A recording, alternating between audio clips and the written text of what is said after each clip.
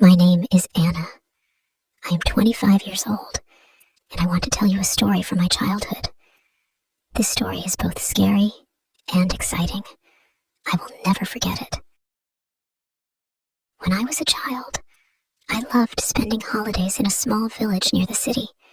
My friends and I liked playing outside.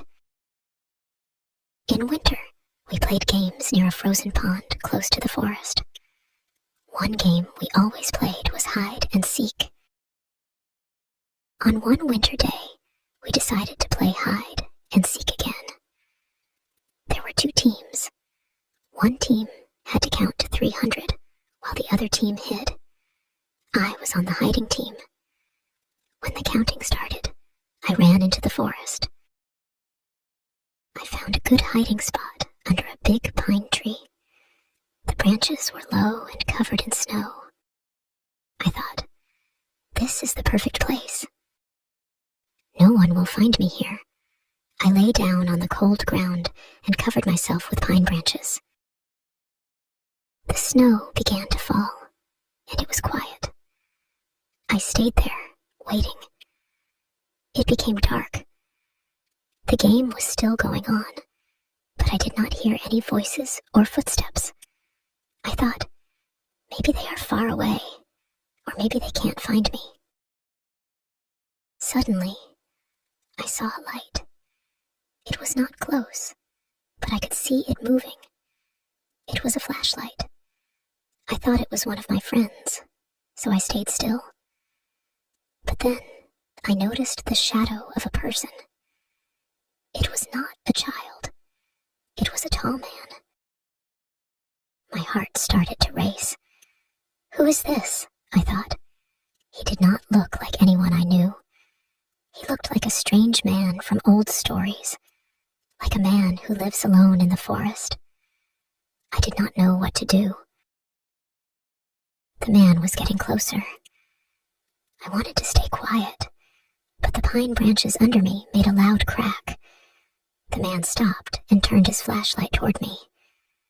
I froze. He began to walk toward me. I grabbed a stick near me and threw it far away. The sound of the stick hitting the ground made him stop and look in another direction. I used this chance to run. I ran as fast as I could through the snow. My heart was beating so fast. I could not feel the cold because I was so scared. I ran until I reached the pond where my friends were. When they saw me, they laughed and said, "Why did you come back? Did you lose the game?" I told them everything. Their faces changed. My best friend said, "I heard there's a dangerous man who escaped from a hospital. Maybe it was him." We quickly called the other kids and told them to leave the forest. That night, we stayed in the village and talked about what happened. We were scared, but also curious. Who was that man? A few days later, we decided to find out.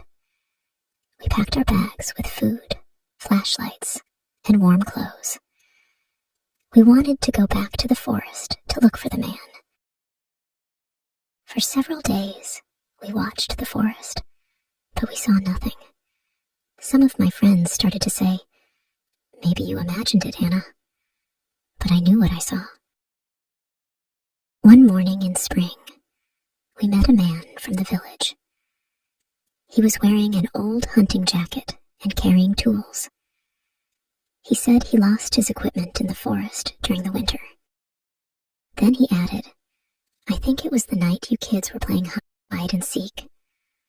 We all froze. It was him. He was the man I saw that night. He was not dangerous. He was just a hunter looking for his tools. After that, we stopped playing hide and seek in the forest. But I still remember how scared I was that night. Even now, when I think about it, I feel a chill. This story taught me to be careful, even when I think I am safe. It is a memory I will never forget. After we found out the man was just a hunter, my friends laughed and said, "Anna, you were so scared for nothing." I smiled, but deep inside, I still felt strange. The forest at night is not the same as during the day. It can make you feel small and lost. For a few weeks, life went back to normal. We stopped playing in the forest and stayed near the village. We played games in the open fields or near the pond. But I still loved the forest. I loved its tall trees, soft ground, and quiet sounds. One sunny afternoon, my best friend Sarah said, "Anna, let's go to the forest. We can collect pine cones and look for animal tracks in the snow." I was nervous, but didn't want her to think I was afraid. I said, "Okay, but let's stay close to the path." We walked into the forest with a small basket. The snow was melting, and we could hear water dripping from the trees. It felt peaceful. Sarah pointed at some rabbit tracks. "Look, Anna, a rabbit must have been here this morning." We laughed and talked as we walked deeper into the forest. The sun was shining through the trees, and everything seemed fine. But then, I saw something that made me stop.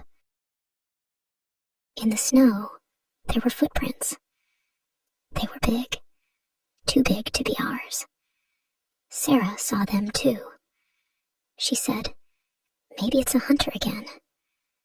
But these footprints didn't go in a straight line like a hunter's.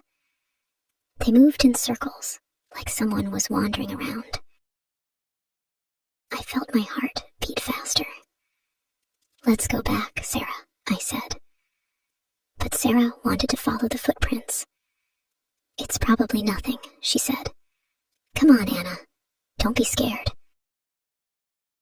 I didn't want to go, but I followed her.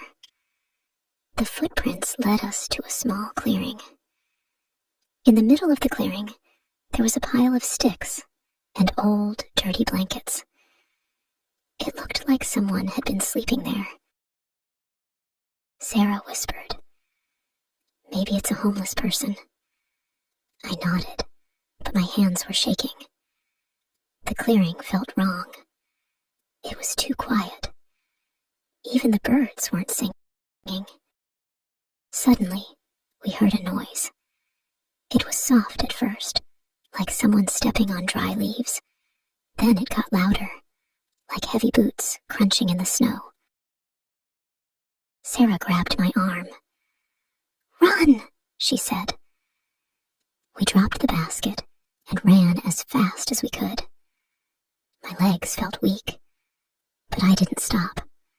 I could hear the footsteps behind us, getting closer. When we reached the edge of the forest, we saw an old man standing near the path. He had a kind face and was holding a walking stick. "What's wrong, girls?" he asked. We told him about the footprints and the noise. He looked serious and said, "You shouldn't play in the forest alone. There are people who live there, and not all of them are friendly." His words scared me even more. That night, I couldn't sleep. I kept thinking about the clearing and the footprints. Who was out there? Why were they walking in circles? After that, I never went into the forest alone again. But the mystery stayed in my mind. Sometimes, I would look out my window at night, wondering if someone was out there, watching the village. Years later, I told this story to my little brother. He laughed and said, "Anna, you always imagine the worst." Maybe he's right. Maybe it was just a hunter or a traveler. But part of me still wonders, what if it wasn't? The forest is a beautiful place, but it has its secrets, and sometimes it's better better not to know them. Thank you for watching. If you enjoyed this story, please give it a thumbs up and share it with your friends.